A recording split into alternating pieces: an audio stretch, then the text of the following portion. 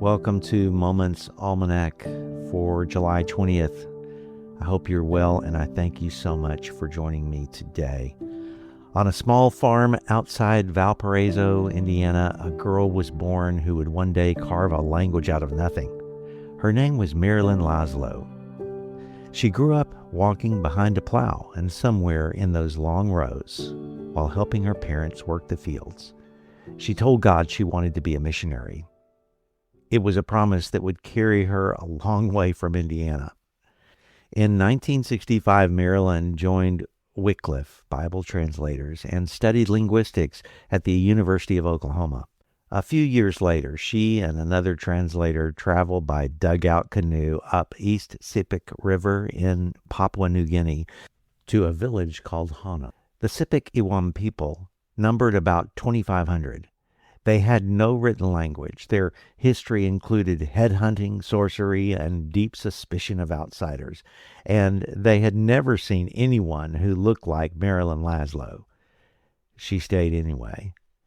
There was no alphabet to begin with, so she and her partner built one from the sounds they heard, word by word, syllable by syllable, mistake by mistake. Before there was paper to spare, Marilyn carved words into banana leaves. 5 years into the work, her translation partner accepted another assignment, but Marilyn remained. She kept living in Hana, learning the language from the inside out. 25 years later, in 1990, she completed the New Testament in a language that had never existed in written form. The Sepik Iwam people had their own name for it. They called it Papa God's Carving. When the New Testament was dedicated the following year, it did not remain hidden in one remote village. Men once considered too isolated and too dangerous for outsiders to reach traveled across the world with Marilyn to tell their story. Some even stood on the platform with Billy Graham. Marilyn kept telling the story too, visiting churches and colleges, reminding people what patient obedience can build in a place most of them could never find on a map. She remained connected to the Hana people for nearly 50 years. By the time Alzheimer's disease slowed her in 2012, she had already spent a lifetime proving what one quiet, ordinary yes could become. She died in 2021 at the age of 88. Only a few miles from the Indiana farm where her journey had begun. But in Hana, on the other side of the world, the village did not mourn quietly.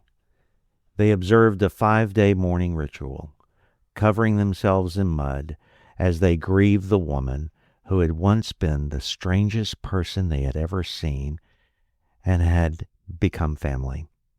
No one in Indiana in 1933 could have imagined that a farm girl's promise whispered while walking behind a plow would still be echoing beside a river in Papua New Guinea nearly 90 years later. The Apostle Paul wrote, "Therefore, my beloved brothers and sisters, be steadfast, immovable, always excelling in the Lord's work, knowing that your labor in the Lord is not in vain." Marilyn Laszlo spent 25 years translating words many people would never read for people most of the world would never meet. To some, it may have looked painfully slow, but the kingdom of God often grows at a pace of faithfulness. Now, true, most of us won't carve an alphabet out in the jungle, but all of us have a hova, a person, a place, a task nobody else wants, waiting for someone willing to stay long enough to matter. And that's today's Moments Almanac for July 20th. I hope you'll join me tomorrow. Until then, take care. Notice the scattered moments and share the grace.